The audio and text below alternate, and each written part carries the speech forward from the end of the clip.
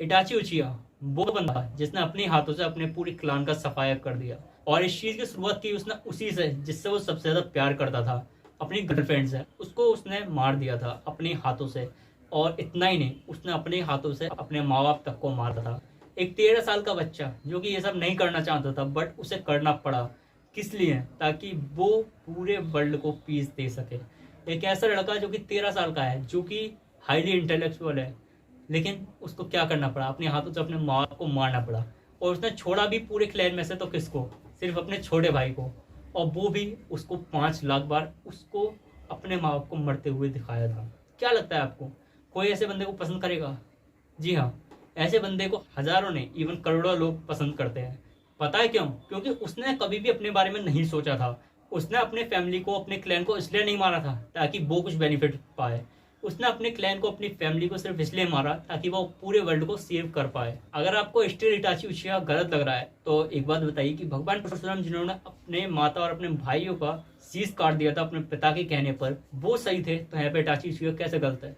तो यहाँ पे जस्ट मैं आपके एक थिंकिंग पावर को देखना चाहता हूँ कि आप किस टाइप से सोचते हैं। तो जरा कमेंट में बताइए, क्या इटाची उचिया ने सही किया था या गलत?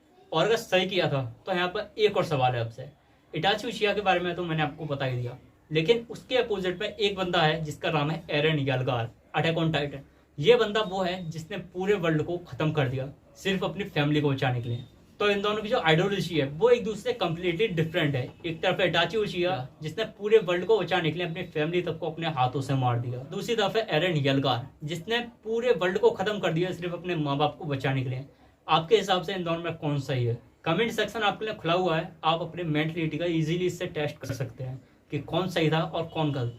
अब ये चीज काफी बड़ी कॉन्ट्रडिक्शन हो गई ना, मैंने आपको किस दुविधा में डाल दिया कि आप इससे कभी भी बाहर नहीं आ पाएंगे। या देखो, मैं लिटरली बोलता हूँ, अगर कोई चीज ऐसी है जो कि सोसाइटी को बेनिफिट करती है बट आपको हार्म करती है, तो भाई आप उसे करिए। मैं जानता हूँ कि इस वर्ल्ड में अच्छे लोगों की कोई भी बूझ नहीं है।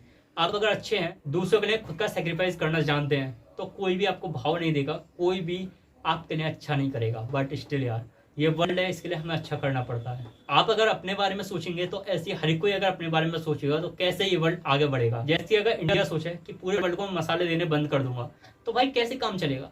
वहां से भी तो चीजें हमारे पास में आती हैं। तो यही चीज होती है कि हमें सोसाइटी के लिए बेनिफिट करने के लिए चीजें करनी पड़ती हैं, चाहे वो हमारे लिए कितनी ज्यादा हार्मफुल हो। सो देखिए, अगर कोई चीज ऐसी है जो कि पूरे वर्ल्ड को फायदा दे रही है, आपको नुकसान दे रही है छोटा मोटा, तो उस चीज को कीजिए। लेकिन वहीं कोई चीज ऐसी है जो कि पूरे वर्ल्ड का नुकसान कर रही है, आपको फायदा दे रही है, अवॉइड कीजिए उस चीज को। तो क्या यहाँ पे एरन यलगार गलत था? नहीं, एरन यलगार गलत नहीं था। उसने अपनी फैमिली के लिए पूरे वर्ल्ड को खत्म किया, and family is most important. तो क्या इटाची गलत था? नहीं, इटाची ने पूरे वर्ल्ड को सेव किया था। अगर छोटे सेक्रीफाइस दे करके बड़ी चीज को सेव किया जा सकता है तो कीजिए। अगर पूरा वर्ल्ड गलत है, आपकी फैमिली सही है, तो अपनी फैमिली को बचाइए। So everything depends on situation, किस सिचुएशन में क्या करना है। हमेशा हम सही नहीं हो सकते, हमेशा हम गलत नहीं हो सकते। कुछ काम सही करने के लिए हमें कभी कुछ काम गलत भी करने पड़ते हैं, और यही इस वर्ल्ड की रियलिटी है। हमें कोई भी चीज़ ऐसे नहीं होगी कि हम स्ट्रेटली डिसीजन ले पाएँ। कुछ डिसीजन को घुमा के लेना पड़ेगा, कुछ डिसीजन को टाइम टेकन है वो तो टाइम देना पड़ेगा, और कुछ सिचुएशन ऐसी होती हैं जहाँ से हमें निकलना नियर टू इम्पॉसिबल होता है। सो